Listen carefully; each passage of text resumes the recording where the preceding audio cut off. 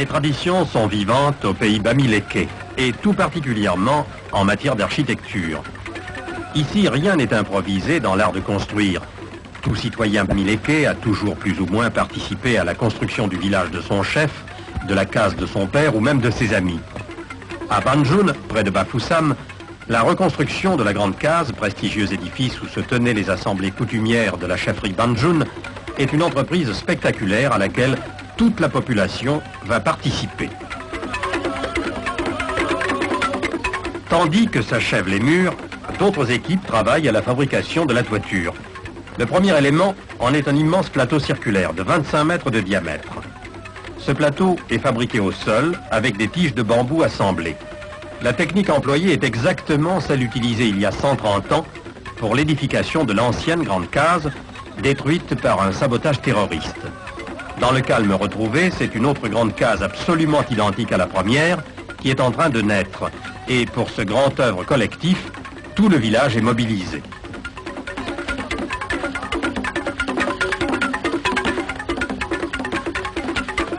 La gigantesque plateforme étrange plancher qui formera le plafond de la grande case est trop vaste pour pouvoir être posée d'un seul coup. Le plateau a donc été décomposé en 4 sections.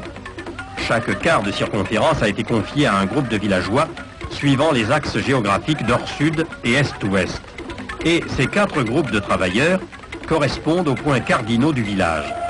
La division du travail est si bien organisée que l'action simultanée des 4 équipes se trouve synchronisée. Tout est ordonné comme un véritable ballet.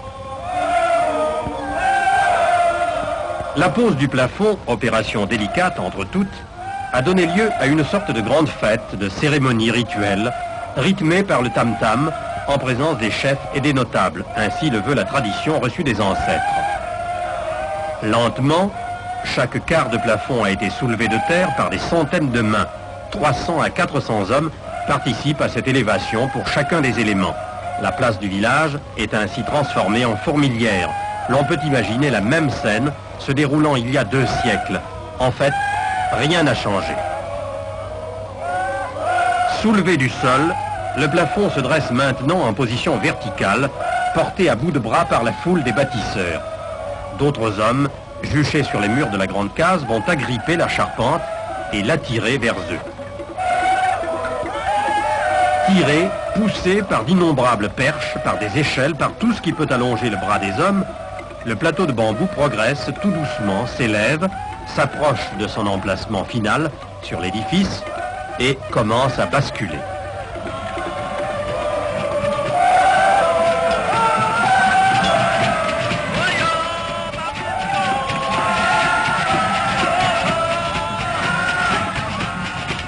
La minute du basculement constitue le moment décisif. 4 fois dans la journée, ce gigantesque effort devra être renouvelé pour que la case soit couverte de son toit débordant que soutiendra à l'extérieur une rangée de poteaux formant galerie.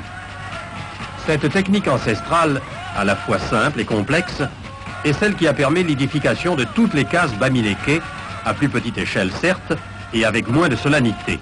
Car la grande case, elle, doit être vraiment l'œuvre de tout un peuple, exactement comme le furent au Moyen-Âge les cathédrales de l'Europe chrétienne.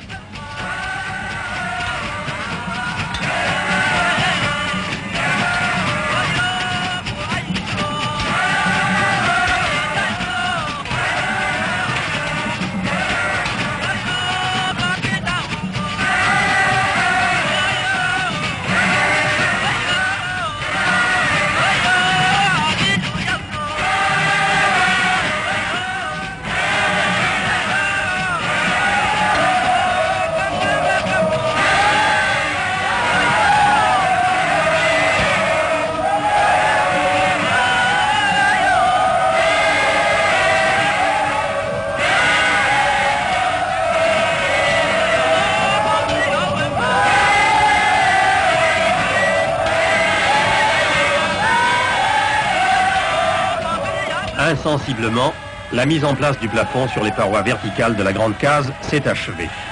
L'opération a pleinement réussi et pour terminer cette phase importante de la reconstruction, il reste seulement à fixer et à relier entre eux les divers éléments du grand plateau.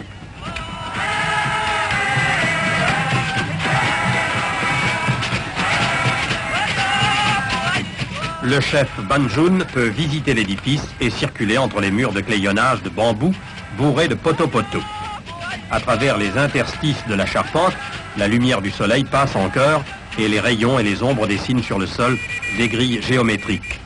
Quand la toiture sera terminée, la pénombre deviendra ombre et la grande case aura retrouvé tout son mystère et toute sa majesté. Vue du ciel, elle ressemble à une sorte de socle qui attend son couronnement. C'est sur ce piédestal que va être édifié le toit en pente.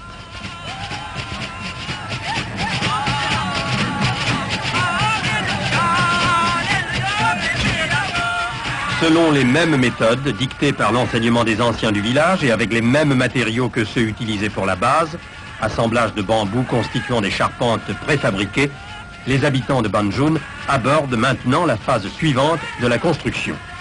Préparées au sol, les grandes charpentes triangulaires doivent prendre place l'une après l'autre sur le plateau prêt à les recevoir. Magnifique travail collectif qui dresse pour le moment, sous le ciel africain, des charpentes compliquées évoquant un peu les perspectives de la Tour Eiffel. Toujours parfaitement organisés et groupés en 4 équipes, les habitants de Banjun vont réussir ce nouveau tour de force avec la même précision infaillible. Tandis que la grande case atteint désormais sa hauteur définitive, toute la population assiste à cette nouvelle opération comme à un passionnant spectacle, encourageant de la voix et du geste les acrobates bâtisseurs. Et le tam-tam et les instruments de musique ne cessent pas un instant de rythmer le dur travail.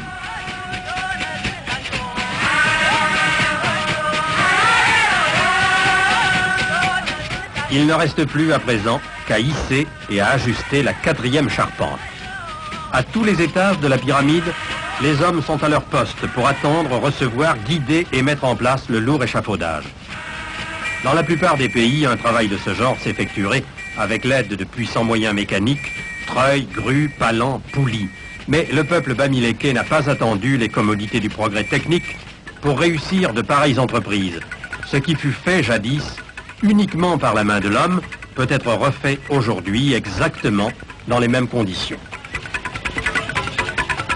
L'ingéniosité, la méthode et l'esprit d'équipe suffisent, comme par le passé, pour vaincre les difficultés. La nouvelle grande case sera la preuve concrète que le peuple bamiléké sait conserver des traditions qui font honneur au Cameroun tout entier. Tandis que les charpentiers achèvent leur ouvrage, d'autres équipes ont préparé au sol les bottes de chaume. Grimpant sur la charpente terminée, les couvreurs vont intervenir à leur tour. Leur habileté n'est pas moins grande que celle des autres bâtisseurs. En un temps record, ils vont poser les bottes de chaume sur les chevrons, de la base du toit jusqu'au faîte. Ainsi, la grande case va s'habiller peu à peu, prendre sa silhouette propre, identiquement conforme à celle d'autrefois, à tel point que bientôt, on pourra oublier qu'il y a eu dans le temps une solution de continuité. La grande case existe à nouveau. Elle n'a jamais cessé d'exister, pourrait-on croire.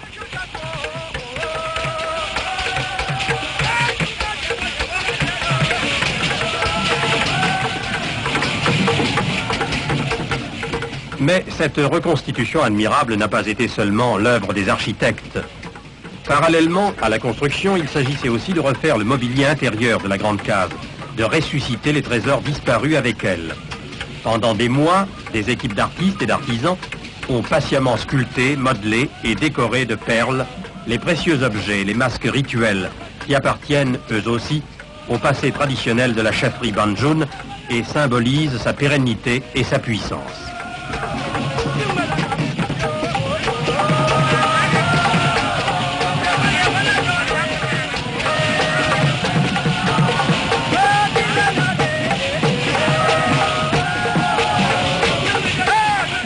D'autres artistes, enfin, ont assuré la décoration intérieure et extérieure de la grande case, notamment en sculptant les mâts totems de la galerie extérieure et les chambranles de la porte d'entrée.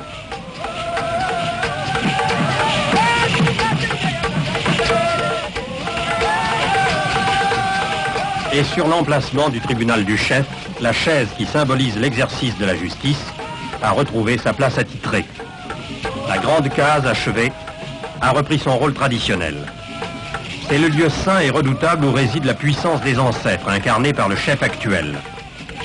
Descendant direct du premier ancêtre, le chef a un caractère divin.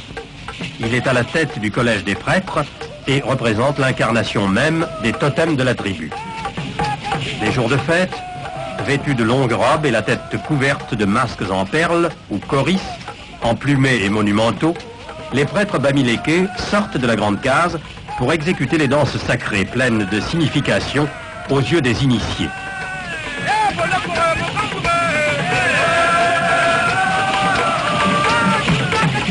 Et le mystère envoûtant de ces danses donne toute sa signification à la grande case elle-même. C'est elle qui protège et qui garde les secrets ancestraux du peuple bamiléké. Elle demeure le sanctuaire et le conservatoire de la tradition. C'est en raison même de son importance, de sa valeur sacrée, que tout ce peuple a œuvré pendant des mois pour la reconstruire aussi belle qu'avant, telle qu'elle devait être, telle qu'il fallait qu'elle soit. Afin qu'en ce point particulier du Cameroun, l'éternel génie de l'Afrique puisse se perpétuer, intact, inaltérable, dans toute sa pureté.